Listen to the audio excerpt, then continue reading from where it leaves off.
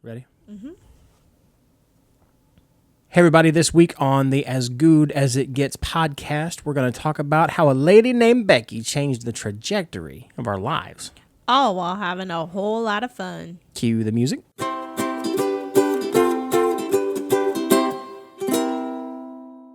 Hi, and welcome back to As Goode as It Gets, the podcast, Season 1, Episode 6? 7. 7. Episode 7. Gosh, we've gone so far in this, I don't even know where we're at. I'm Cris. And I'm Mikey. And welcome to our virtual kitchen table where we have been chit-chatting with you about our story. Yep, this is just a way this first season is for y'all to get to know us a little better. Some of y'all might have been bored and left. Some of you might be intrigued to know, well, now what happens? So we're trying to keep it that way. We left you with you met a gal named Becky. We had changed jobs. You became a full-time blogger and contractor, and I had just become a dispatcher. And we had a little bit of tragedy, and we spoke life into one another and got through it a lot better and a lot quicker, I think, than what we had before. But there was something missing.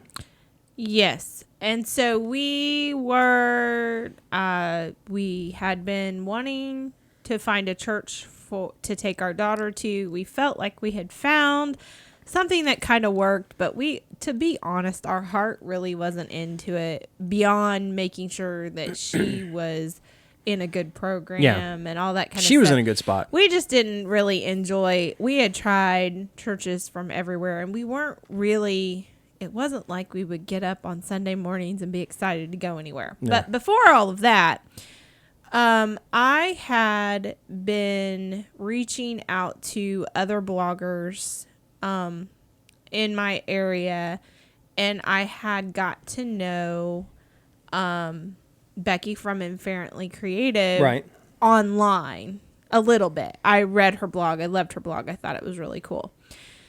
And I was getting ready to go to Tennessee for my first blog conference. And I didn't know anybody like in real life that I was going to. Everybody that you had talked with had all been virtual people. You never really got to know. And I even didn't virtually know anybody well enough that was going to feel like I was going to know anybody. Now, I probably ought to back up. Yes, there are things known as blog conferences, and when I talk about blog or the blog, what I'm talking about are websites, like people who run websites. And especially a few years ago, or several years ago, there were lots of conferences where people who put together, whether it was a food website, like Goodness Gracious was becoming, or a DIY crafting website like what Becky's site was, we would all get together and we would learn about how to better our content online and how to get it, all kinds of tips in that. And there were all kinds of conferences you could go to. And this was one that I wanted to go to. I didn't know anybody. And so when I found out Becky was going, I commented on her blog and said, "Oh, I'm going too, and I don't know anybody." And immediately I end up getting a message back from Becky that had her phone number, she came back and she said, "I'm going, here's my phone number, and you'll always have a seat beside me." Like, instantly made me feel better about going to this blog conference, and knowing that I at least have one person that I could sit with in all of these kinds of things. And so long story short, went to Blistum, and actually in Tennessee was the first place that I actually... It was Nashville, wasn't it? Was that at Nashville at the Gaylord, or where was that? Yes. And I actually met her for the first time in Tennessee. And then it ended up, she, when we got back, she kept inviting me to the moms group that she was a part of at her church. But it was never working out because I was still trying to keep everything going for my business, and that stuff was during the afternoon or mornings or afternoons during the week. And then I was also watching Addie, and it just was not it wasn't ever working with my schedule. And when it would work with my schedule, something would happen with the weather. Right. So eventually it came down to, I said, how about this? How about instead of the mom's group, how about, we just visit your church some Sunday, to just kind of say hello and all that kind of stuff. And so she invited us to her church, which was, and she laughingly said to me, oh, well, if you visit my church, you'll never go anywhere else. Again, which was a red flag to me. Which was hilarious to me because that was almost a challenge in my mind, because I was really good at picking apart just about any place we would visit and be like, I don't want to be a part of that. we had finally found a church that we were comfortable in, but we had bounced around and visited so many churches. I don't think I would say I was comfortable there. We settled, and there was nothing wrong with the church. We weren't growing. No, it wasn't a place where I felt like I was growing, but I was settling for it because I felt like it did have some good foundational stuff for my kiddo. Right. And so that's kind of what I was thinking. But anyhow, when she said that, I literally laughed out loud. She was messaging me and I laughed out loud, and I told Mikey about it. Honestly, I felt a little obligated to go because she had been so really nice to me. Right. I didn't have a problem visiting her church or anything like that. But before I did that, I got online because they had put their sermons and stuff online even way back then. And the very first sermon that I ever watched by the pastor there, I kid you not, was all about they had used social media facts and stuff within the sermon, and we're talking about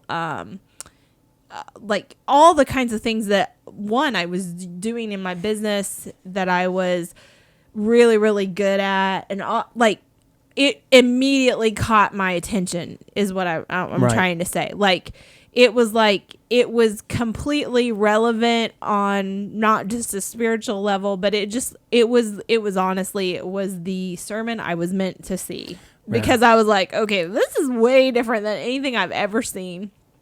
And they're talking about things that I'm interested in outside of, Well, it was the way that Danny, our senior pastor, one of the things they say in our church is that we want to show that church is not irrelevant or boring. Right. It was very relevant to the time, and also to me personally with a lot of the things. And so anyhow, I was just kind of like, okay, this is different. And so, but still, my guard was way up, because I was like, yeah, she said your guard was up. She thinks she knows. And so we drove 45 minutes. Well, let's back up a little bit. Yes. You tell me. Yes. You say, hey, my friend Becky that I met down in Nashville has invited us to go to her church. And I'm like, okay, well, that's cool. She told me that if we ever go there, we'll never want to go anywhere else. So where it puts a flag up to you like challenge, it put a flag up to me like there's Kool-Aid. And I'm like, I don't know what kind of church we've been to a whole bunch of different churches. So lady, I don't know what you think, but I'm not drinking your Kool-Aid right when I get there. And then the next part was, oh, by the way, her church is in Greenwood. Now, for those who don't know anything about where Greenwood is at, Greenwood is pretty much due south of Indianapolis. And from where we live, it's about 35 to 40 minutes away. And in the weather, if the weather gets bad, it's a lot longer than that. And the main campus of the church is also south of Greenwood, in the southern part. Yeah, so it took 45 minutes. It's what they call Center Grove. So it was a long drive, and I had just started this new job, and so I'm sleeping. I'm working different shifts and stuff like that, and I'm getting in my groove there. And now my wife wants me to go to a church that was, to me at the time, seemed like it was an hour drive, and it was a long ways away. And I told her, I said, woman, you gotta be crazy. I am not gonna get up super early in the morning and then drive for 45 minutes to go to somebody's church just because they invited us to go. That ain't going to happen. And then he went. And then that next Sunday morning, we got up really early and we drove 40 minutes to this church. Yes. And it was September 11th yes. of 2011. Yes. And so it was the 10th anniversary of 9/11. And they put on a tribute to 9/11 and the people who had died. And Danny gave us a very short sermon very small, about tragedy. But I remember we came in, and of course there was Becky. She waved at us, and we went and sat up towards the front of the church. Because come to find out, Tim, who is Becky's husband, at the time was the associate pastor of the church. And so, naturally the staff and the associate pastors would sit towards the front of the church, the front up there towards the stage, where Danny would preach or talk. He gives the talk. We don't say preach. He gives the talk. And but we go up there, and Becky's waving at us. So we go up there and sit next to him, shake hands with him and all that. And then there's like a countdown, and then the service starts. And they played like I think, I can't remember if they did the music first or if they did a tribute video, but somebody played bagpipes. I remember somebody played Amazing Grace on bagpipes. Never seen that in person. That was really cool. This is odd. But then they did the worship music. And I'm a musician. I love music. And I liked worship music. I was starting to because I had fallen way, way far away from Christian music, and I hadn't really listened to it since college. And I was more into rock and a little bit into country, but more rock and roll and things like that, and classic rock. But I was leading worship every once in a while at the church that we were currently attending at the time. So I was a little more familiar with some of the music. But then I heard this full band with these amazing worship leaders that sang. I mean, they were on point. They were like, you could have recorded that set that they had sang, that the music portion of the worship, and put it on an album, and it would have sounded perfect. And I was blown away by it. I'm like, oh my gosh, this is so good. And these singers, they've got to be paid staff. They're just the most amazing people. They're just so good. And then Danny gets up, and because the service was a little wonky because it was a different kind of service, Danny gave a very short sermon, but it was very good. And it was pretty much talking about how, God is there in the midst of tragedy, and, very relevant to 9/11. And we get done, we shake hands, we say bye, and we leave. And I remember you said, so what'd you think? And I'm like, it was good. It was good. Because, you don't ever want to say, you're right. In my head, I'm screaming, oh my gosh, I can't wait to go back. I've got to see this again. Because every part of it was great. People greeted you with smiles. It was just, nothing was weird. It was just people got together, and the music was great. Danny was just a dude with a microphone, telling people things practical and pulling in verses from the Bible that were practical to his sermon. And I was like, but why don't we go back, next week when it's just probably going to be a normal service. And we never went anywhere else again. Becky was completely right. Becky totally nailed it. Yeah, we drank the Kool-Aid. But it was just because we were welcome there. And I'd never been to a church. I'd never been to a church where the pastor or whoever was speaking at the time would tell people they're not perfect. Now, I'm not saying I'd been to churches where pastors said they were perfect or whatever, but I'd never heard anybody confess a sin that they had just done or had done earlier in the week or done relative to their topic that they were talking about. And use that as the premise and basis of telling the whole sermon. And so that church was the catalyst to make me realize that everybody's broken. Yes. We're all broken. But we know where the answer's at. And so we kept going back and kept going back. It became a very big, big part of our lives and still is today. And so it was like the missing piece in a lot of ways. And I look back and I think about how afraid I was to look beyond when we were settling at the other church. We went from Oh, I don't know. I don't want to get up for church today. having that 20-minute long discussion. Are you up? Are we gonna go? We're just gonna sleep in. There's no question. We love this. It was instant. And let me be very clear. It's not a perfect place by any means, but it is. It was the answer to something we had been seeking for years and years. And honestly, it was a place that I didn't think existed. So, but it's not a magical place, and it's not the church for everybody, but for me personally, it was my life and our relationship where there were puzzle pieces. There was, falling in love, finding you, big puzzle piece, boom, falls in. We get married, another puzzle piece. We work through issues and we grow up and we fall deeply in love and become best friends. Huge puzzle piece. We get ourselves completely out of debt and understand the responsibility of money. Huge puzzle piece. Right. Jobs, careers, Addie, major golden puzzle piece. But there was a piece missing. There was, for me, I did not have, I'd been a Christian since I was 15, and Jesus was like that distant relative that you talk to every once in a while at a family reunion, but I needed God to be the best friend that you were. And so we didn't find that church. That church found us through Becky. God reached out to us through Becky and Tim and brought us in. And I remember we'd been going there for probably about a month or two. And I just happened to run into Becky in the hallway because we were going to pick up Addie and she was going to pick up her kids. And it was a big church, so you didn't always see the same people all the time. So you run into Becky and she's like, hey, how's it going? And I'm like, hey, it's doing great. She goes, well, we noticed you guys keep coming back. She got her, we told you so. But she smiled. She's like, so I take it you guys, really like it here.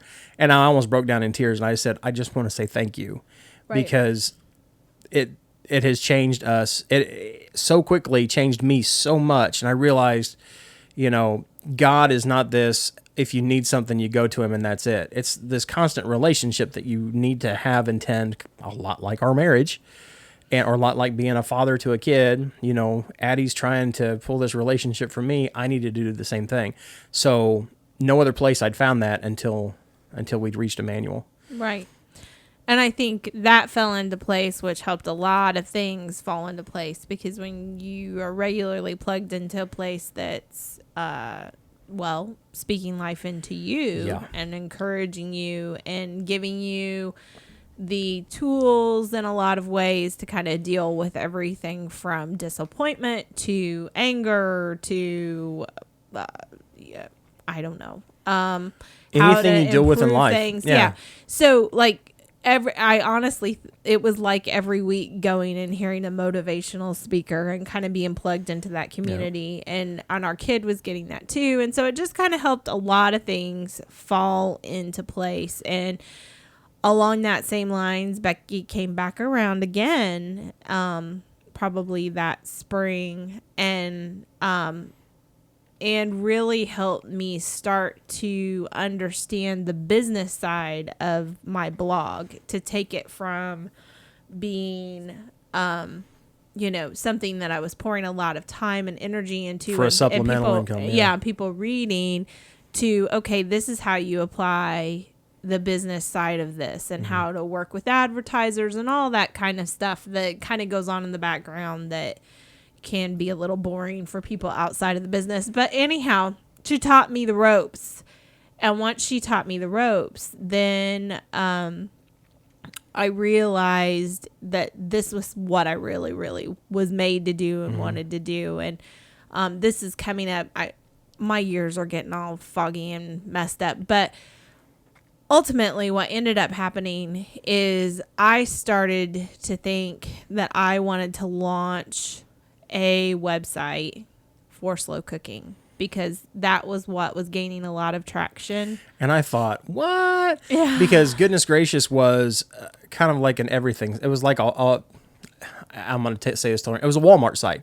You could go there for humor. You could go there for recipes. You could go there for tips. You could go there for where to find the best discount. You could get a little bit of everything from goodness gracious. So I thought, why would you want to centralize yourself into one little niche? Right.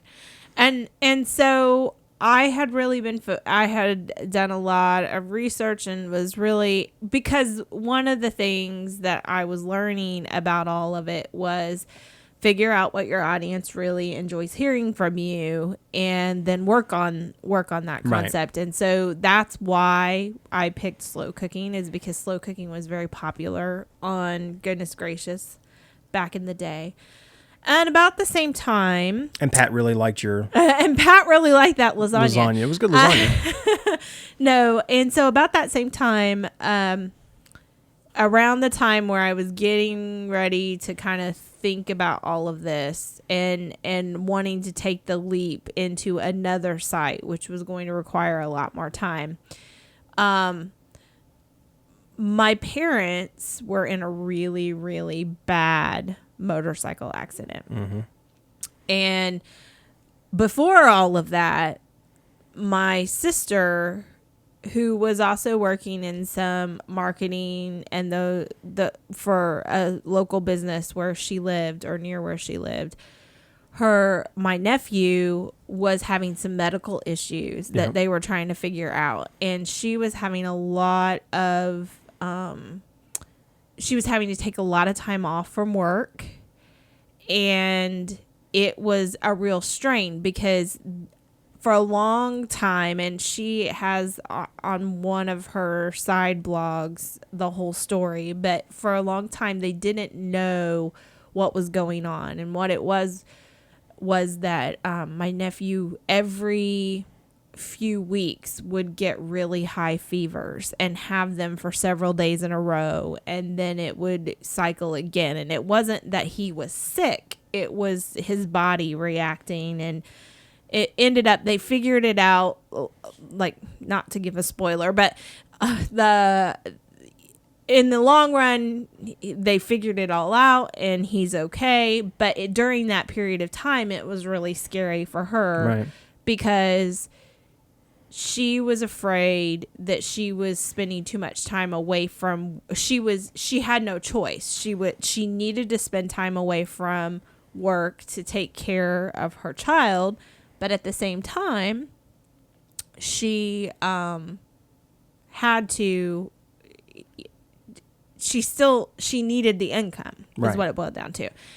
And then to kind of like push that even over the edge, our parents were on vacation on a motorcycle ride in the South and get in this very, very bad motorcycle Some accident. guy pulls out in front of them and they it just car. It ends up, dad has surgery, mom's got broken ribs. It's like, it's bad, and we need to be there. Like, somebody's got to be there to help take care of things. And so we all drive down there, and pretty soon we realize that that Lou has an extra added pressure to all of this, that she's been taking time off for, my nephew, and now she's taking time off, which was fine for her to go back because I could be down there and help take care. But it just was an added stress. And so it just became a moment of, I want to launch a new website. I have this business. I think we can do this. Hey, why don't you quit your job? Like, let's make this contagious. There's a theme with everything. There's a theme. I think somebody should quit their job. I said to Lou, why don't you quit your job? You can work for me, and you can work from home, and you can help me, because I knew having 2 websites plus handling all the clients that I was going to be handling, like, I needed someone I needed help to help me keep all the balls in the air, so to speak. But I also knew that the help that I needed didn't have to be like at 2:00 on Friday. Like, if somebody was sick, you could take care of whoever was sick and then get sorry. She has the hiccups, by the way. And then, like, I knew that it would be a more ideal situation, especially until they figured out what was going on with my nephew. And then she would have that added stress taken off of her. It would help me. I could grow the business and all that stuff. And so that fall, she came to work for me. And as we were launching recipes at Crock, and we've never looked back from that standpoint. So that all kind of just stemmed from this season. And so then recipes that Crock launched and was extremely well received. People very much enjoyed it. People love slow cooking recipes, which I seem to think they have really good taste about that. I think you do. Yeah. We're talking about recipes that Crock.com, by the way. So that fall, is that when you had a post go viral for the first time? Was that fall or was that the next fall? That was the next fall. Okay. That was the next fall. All yes. Right. So for about a year, you're working with this site, building up recipes on it. Oh, yeah. And it was doing well. It was doing really well. It did really, really well. It did not take it very long at all to eclipse Goodness Gracious, because, again, it was not a website to do all kinds of things. It was a website to become a resource for people who are like, okay, I have chicken and I want to use my slow cooker. What do I do? And so we just worked really hard to put lots and lots of recipes. We tested every recipe. And I can answer that question really quick. Yes. Mississippi chicken. I know. We even got a message today. Somebody was telling us that chicken was the best chicken they've ever had. I'm just saying, if you've got chicken in a crock pot, I know what to do. So anyhow, no, we just, like, ever since 2013, my family and Aunt Lou's family has pretty much primarily eaten slow cooking recipes. Yeah. I'm fine with that. We cook everything, and our children know that, and our spouses know that everything has to be photographed before they can eat it. There's you wouldn't think it would take that long to take a picture, but it seems like forever when it smells that good. And of course, you gotta get the right shot and the right lighting, and so we've been cooking crockpot recipes since then. And of course, there's a lot more that goes into it, but we put them on the website. We email them out in our newsletter. We do all the social media around it to make sure to not only feed our families, but help our readers feed all their families too. So thanks to Becky for helping us with finding the church for us, our home church. And we made a lot of great friends there. I mean, I could probably spend a good hour and 20 minutes and just name single names of people that have impacted us through the church. And and also for what she did for us to help launch RTC, and before that to know how to monetize things and how to work it. The one thing that really hit me about the church is, I'm going to go back to the music, being a musician, and we've done the church song Sundays that we try to do on Sundays when we can, and the wind downs and things like that with the music. I was an okay musician, and I mean I could pick up stuff all right, but I wasn't like really good. And I'm not saying I'm really, really good now, but I'm a lot better now than what I was before we went there, because again, the music, the they would do what we would call the worship set.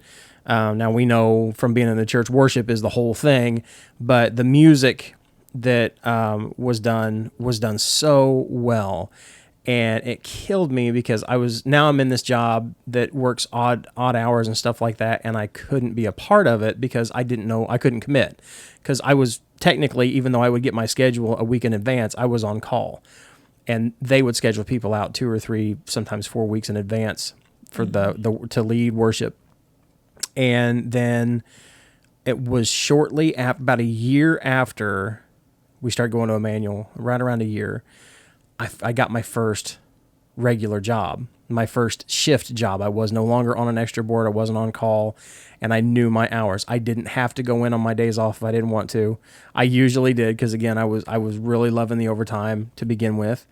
But I had the schedule I was on, I was able to lead worship on the weekends.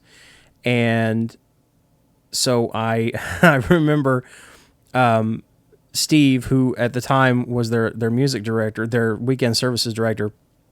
I thought that was the guy I was supposed to talk to, but I wasn't sure.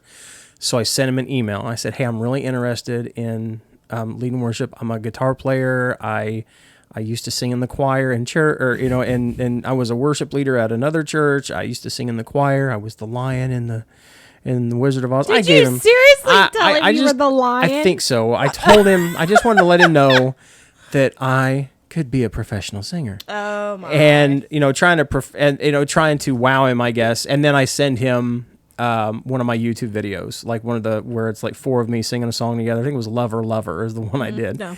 And so he emails me back, and he got a chuckle out of it. He goes, "Well, if one thing, you're funny." He goes, "But who you need to talk to is a guy named Jim.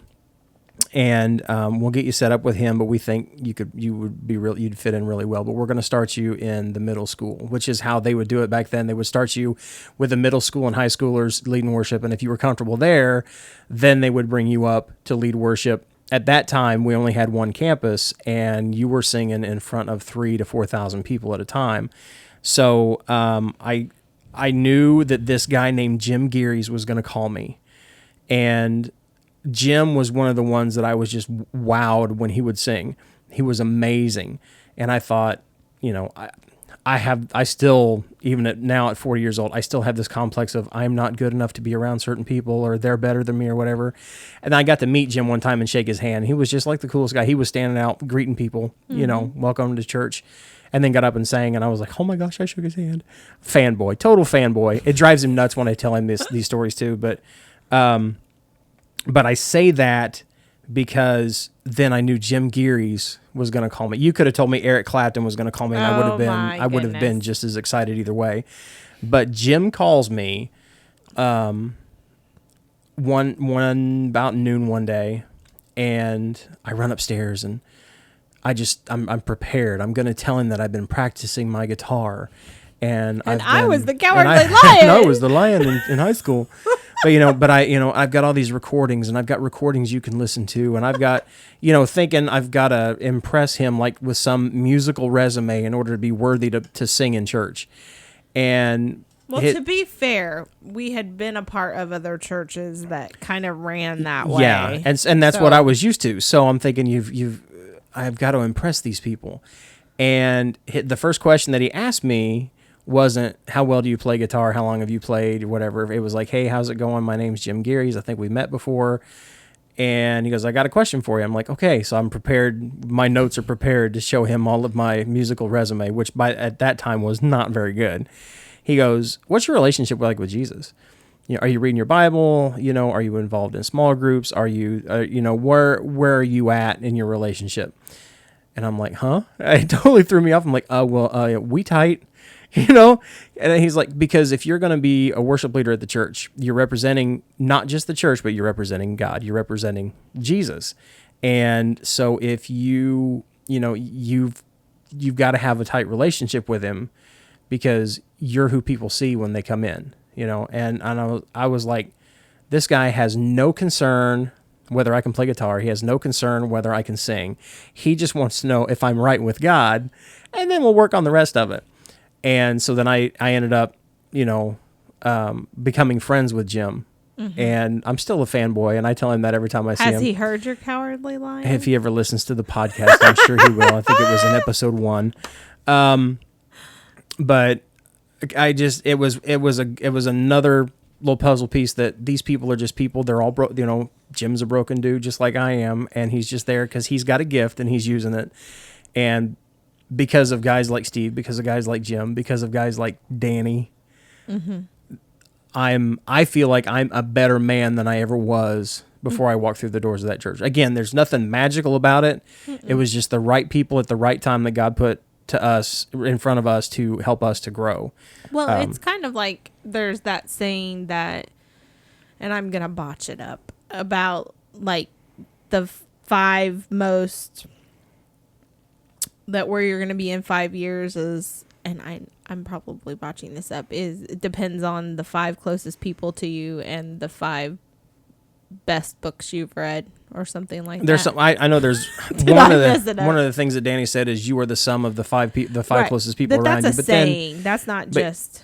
And we're 6 years down the road, and I know I'm a much better person, and it's because of those folks. And there's so many more. I mean, I could list off George, Logan, Rachel. Rachel, by the way, who is she is the children's ministry director. Is that the proper title? No, the director, the family ministries director. I'm sorry, Rachel, if you're listening, but she's another one that just really wowed us at the church. Really wowed Addie. I think Addie, even now she's 10 years old. When we got there, she was 4, going on 5.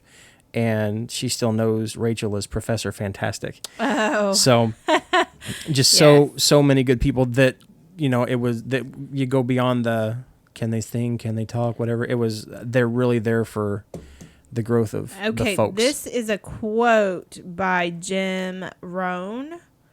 Open up.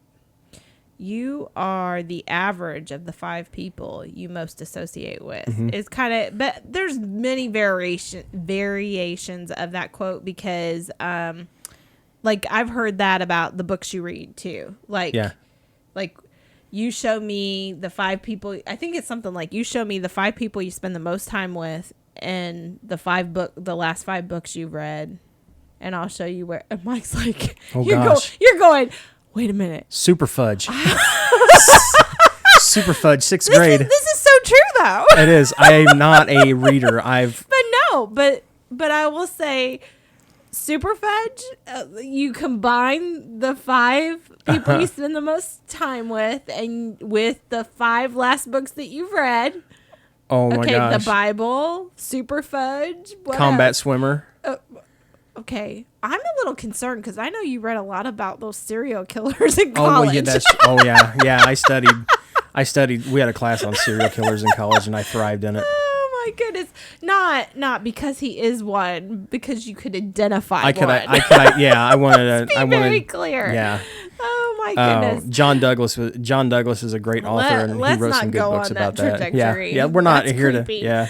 So anyhow, so we found a church. Yes. We found a business. And that's when your business really blew up. That's when. Yes. That's when the blogging side of everything, and not just the consulting, with the helping with the social media stuff, really started to take off. Aunt Lou comes in full time. Yes. And she still is your right hand. Yes. Yes, and she reminds you that often. I think sometimes she's your right hand, both legs, and half your brain. Yes, she keeps me focused.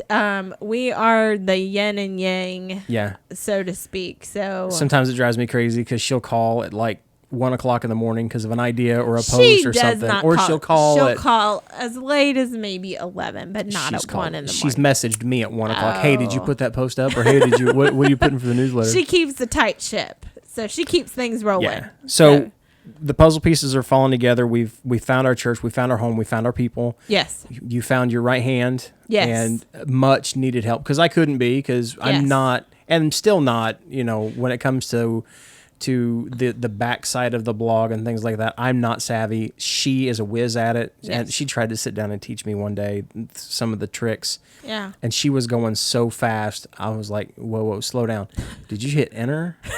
Or shift, which are on both sides of a keyboard. Mikey's, you're not real. You're really good at focusing in on a task. Yes. You are not good at multitasking, which is the strangest thing because at this time in this phase of where we're at in the story, I'm a dispatcher. Yes. And pretty much my whole railroad career, I was good at multitasking. I could run, and I did. I would run upwards to, I think the most I ever had at one time was like 30 trains. I was running 30 trains at one time. So it's like playing 30 different video games at the same time and trying to make none of those games crash together. Well, that would be good.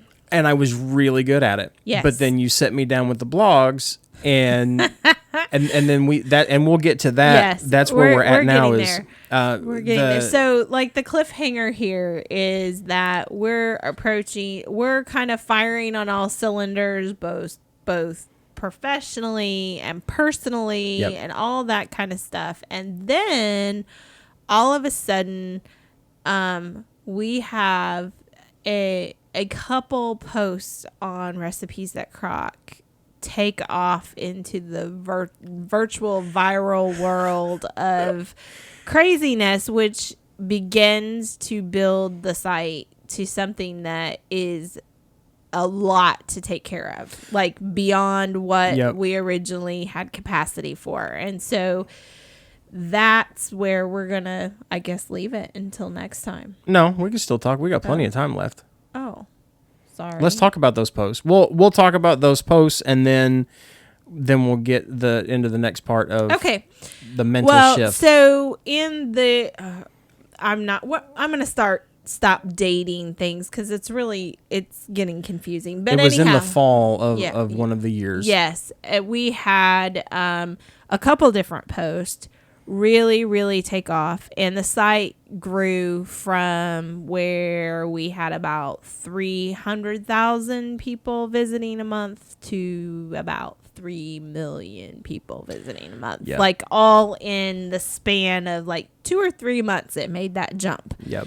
And it was just, there were a couple food posts that just got picked up everywhere. And so then when people came, one of the strengths of our website was that, you know, they came and they might have come for a breakfast recipe, but then when they saw what the website was, it was a site full of all kinds of different slow cooker recipes. Then all of a sudden it became a resource for people. So not only were they just visiting once, they started to come back. And that's when we started to really grow our audience and get a lot of our regular people who like to come to us to kind of like figure out what they're going to do with a pound of ground beef, or see what we're cooking up yummy, you know, this latest whatever, because we were putting out new recipes regularly is what it boiled down to.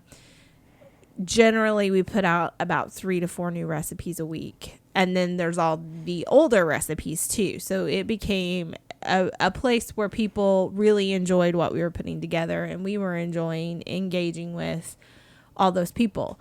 And at the same time, you went from just having, hey, you put your blog post up, to, hey, you put your blog post up, you need to put it on Facebook, you need to tweet about it, and Pinterest starts to come on the scene too. Yep. And then you've got to, later on you've got Instagram, and there's all these facets to put stuff out on. What used to be like, okay, I'm going to spend an hour doing this, ends up for each individual thing being 5 hours or more. And then on top of that, then you have the audience went from a smaller audience to a really, really large audience of people who had all kinds of questions, who were emailing. And it reminded me, if anybody's ever seen Bruce Almighty, when Bruce takes over the prayers and everything, and you remember, like, he answers like this big old list of prayers, and all of a sudden he hits refresh, and then it just keeps going, and he can't type. And it's like, he can't type fast enough. Like, I could sit here all day and answer questions and still not answer everybody's questions. And what are we doing? This is crazy. And I can remember during that season, because like I said, like, my reaction, like, just generally is you dig in and you do it. You, like my dad always said, if it was easy, anybody could do it. So we dug in and we did it. You know, that's like, you know, Lou would dig in and she would work, and I would dig in and I would try and answer as much as I could, or try to do as much as I could and try and keep things up. But I can remember being so exhausted because the other thing about it is I was watching all these numbers like go up, and kind of just being a little in shock of it all, and being like I don't know what to think, because it can't do this forever. And how am I going to feel when it goes back down to like, like I kept thinking, okay, it's high now, but it's going to come back down. And what am I going to, how's it going to feel? And what am I, all this kind of stuff. And so anyhow, it was really hard to catch my footing. I remember you almost in tears when it was the cinnamon roll casserole goes viral. And then, for folks who don't know how it all works, that it's the more readers you get, the better your ad revenue is, and that's how we make the bulk of our income is through ad revenue through recipes that Crock. But it was you were doing steady and increasing, but then all of a sudden it spikes because you had this viral post go, and I remember you freaking out like, oh my gosh, well, like you were holding a firecracker that was lit. What do I do now? Right, because it's not just that it's doing well; it never is constant, so it always fluctuates, and then it's like being very conscious of the fact that it's raising my expectations as it's growing, and also once I did finally get my bearings of it all, I was just like, okay, like I need to try and capture as many like it's one thing for something to be popular, and then it's another thing to make sure that people know that they can stick around for more for later on. So like, I know that these surges aren't going to stay, but how do I keep things growing in the same time? And it was just a very, very stressful time because, again, we were walking around not knowing what the heck we were doing. Yeah. And at the same time, though, I remember, like, because all I would do is just work.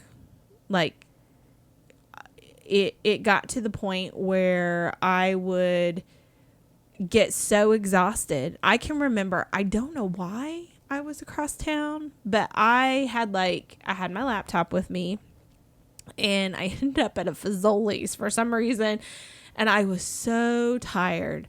But I had like an hour before I had to be somewhere else, and I had my laptop, and I was trying to work and trying to keep things going and all this kind of stuff. And you had called me, and I said to you on the phone, I said, sometimes success can feel like failure, because a lot of times, like, and I think this goes back to worry and all that kind of stuff, because it's like the higher it went at one point, the scarier it was like climbing a mountain and looking down and going, that's how far I have to fall. Right. Like, and that's probably not the best psychological way to think about being especially successful. Especially because you're afraid of heights. Yeah, being successful, but that's where it was getting to, and I was just trying to work and like keep all my fingers in the holes of the dam to keep it going, to be like,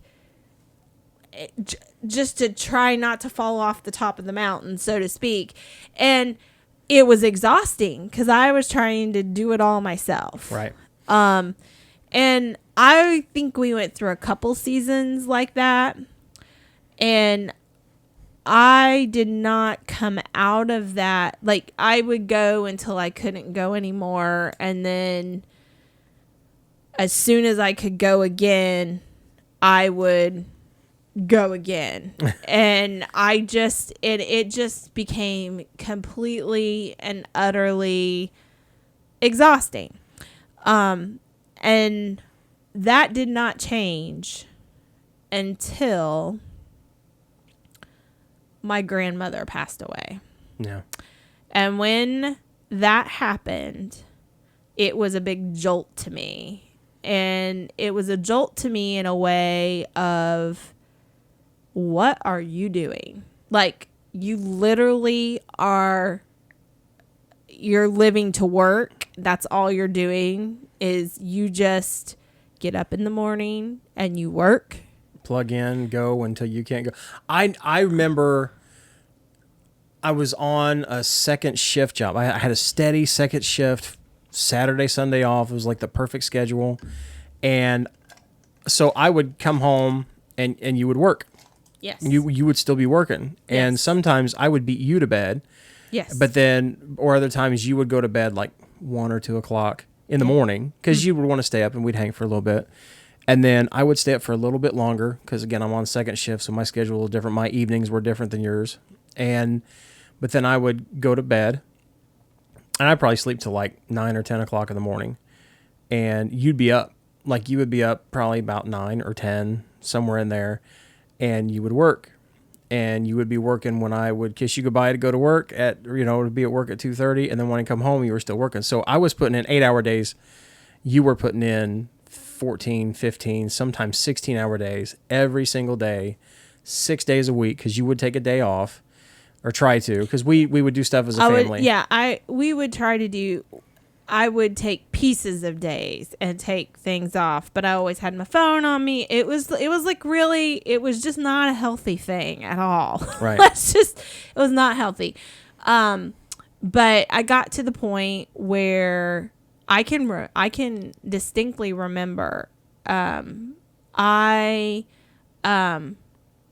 grandmother had passed away, and it just was a jolt to my system of, this is not a quality of life. Yes, on paper and to everyone in the outside world, this looks successful. I mean, I have a great marriage. I have a wonderful child, and I have a booming business and wonderful good-looking husband, wonderful website, and everything looks on the up and up. But literally, I am just like doing nothing but work until like we would take vacations. And that's where I was saying that was a season in life where it was literally like going underwater and holding your breath until you could get to the vacation. And we'd have to work so hard before going on vacation. And then we would go and have vacation. And then as soon as we got back from vacation, just slammed up against the wall again. And so I can remember like feeling nudged when I was first starting to mourn my grandmother to just, I was actually working at a coffee shop, and I was like, you know what? You need to go for a walk. Like outside in nature, without your phone, without everything else, you need to go for a walk. And walks are very dangerous, as we have told you before. This one was by myself. And on that walk, I felt nudged to run. Now, to understand how out of character and out of my mind that was, what I didn't even run like in high school. Like, I never ran. I would walk. I would speed walk, but running, like, and I had bad knees at one point, and so like running was always out of the question. But I just felt spiritually compelled to run, and so I started. I did the Couch to 5K program. It was pure torture, and I learned how to run, and it became a spiritual experience for me because it was it was a way to keep my work in line, meaning not controlling my whole life. And it became a tool that I could use to kind of take a break and to have balance. And it led to other habits that kind of made life a little bit more tolerable. But I would say we still had insane work levels going on, both on my part and then also on your part. Well, I mean, I had the 40-hour week job, and I was pounding it with overtime as much as I could. Anytime they'd want me for overtime, I would do it. And I did it. I did it out of, it was more money. Or actually, at the begin with, it was more money. And then later on, I figured that, your business was starting to really take off, and you were making a good income. I was already making a good income with what my salary was. So I would take that money in personal time to make our business, our vacations longer, because I could turn those every 8 hours. I would work overtime was 12 hours. So you work 2 days, you get 3 days off. And, but then there came a point where it was like, but now I'm working all the time and I can't, which our vacations would be longer, but I was wanting to do something creative. I didn't really have that much of I had this YouTube channel, I think I started it back in 2009, and I would every once in a while put something up, like Addie and I would do a skit, or I'd find a song and I'd record it and I'd put it on there. But it was like once every 2 or 3 months. Once I didn't even touch it for a year. And I'm like, I really want to do something with this. I really want to do something. And I remember that it was 2 years ago, 2.5 years ago, 2 years ago, you sat down with me and showed me your yearly plan or your goals. Because my wife is a big goal setter. He's trying to call me a nerd right now. Yeah. That's okay. Like, nerds rule the world. Like, nerds, those aren't bad words in our house, because I think a goal written down is a powerful. And I wasn't a goal person. I was a go out and make it work kind of person. That's where I was with my job. And if I found something I wanted to do to record, I'd make it work, but then I wouldn't touch it forever. So I'm like, I really think I could build this YouTube channel. I've got to look at these people that are actually killing it on YouTube. Why did they have more than 4 subscribers? One of which is my mom, or not my mom. My mom doesn't have the internet. Your mom's friend. Yeah, my mom's friend. So who would then go tell my mom all the stuff I did on YouTube. Right. But I didn't have any subscribers, and I put these videos up. I put one up that I ended up taking down later, because that's, again, our church kind of helped me grow up, because some of the stuff that I would put up was not appropriate. Definitely not stuff that I would put up to show my kid. So I made that choice later on. I'm not going to put anything up that's not clean. I'll be funny, but I want it to be something that my kid can be proud of, that you could be proud of, and ultimately that I could be proud of to show anybody. And that's one of the things that I do now is I won't put something on YouTube that I wouldn't play for Danny, Right. And it's just something to live by.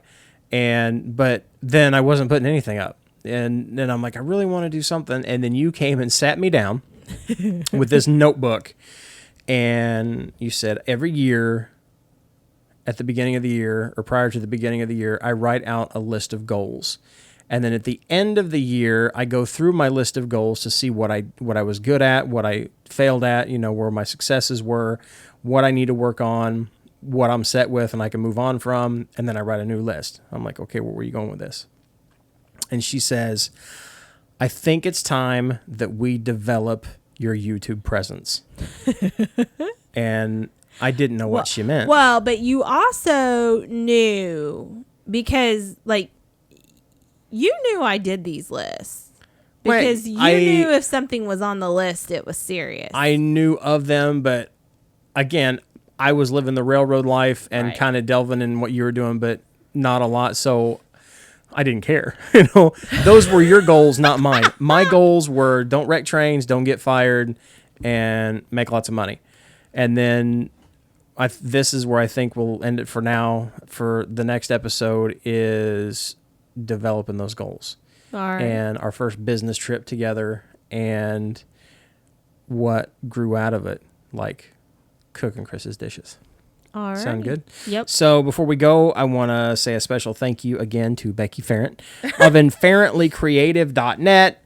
You can go check that out in the notes below, both on the video as well as the podcast. You'll see links to the places that we're talking about, whether it's Lou's blog or our blogs, recipesthatcrock.com. And also, we keep bragging about this church. If y'all join us on the Church Song Sundays or even the wind downs, anytime I get a chance to talk about this place, I do it. If you want to check out what we're laying down about our church, go to eclife.org. And you can go to church with us. If you don't live in central Indiana near us, you can still go to church with us, because they do an online service every Sunday through their website and also through Facebook. And it's kind of cool. Every once in a while, I'll lead worship on there, which is okay. I don't really, it's not the big thing about me being seen on the screen, but it's beyond that. It's the whole experience. So we invite you to come to church with us there at eclife.org. Check us out at recipesthatcrock.com, which is my beautiful wife's cooking blog. And if you are watching this on YouTube, stay tuned till next week to see the next episode, or you can listen to the audio files in binge bulk. listen.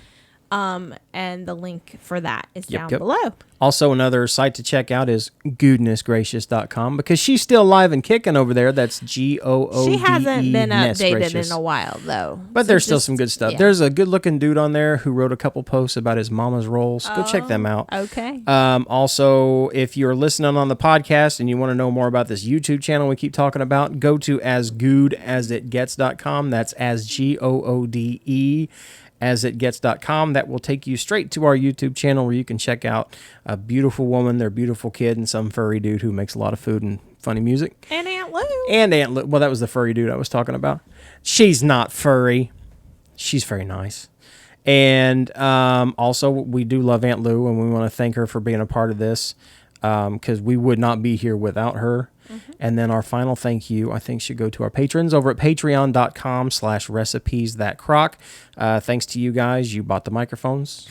I'm going to keep talking about them. I love these microphones. I love the headphones. I love what you're doing for us. So patreon.com/recipes-that-crock. Thank you to our Crock partners and our patrons over there.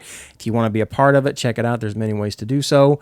And we will come back and talk about our business trip and the future of the channel. Sound good? I guess. Are we good? Yep. Okay, then. Cue the music.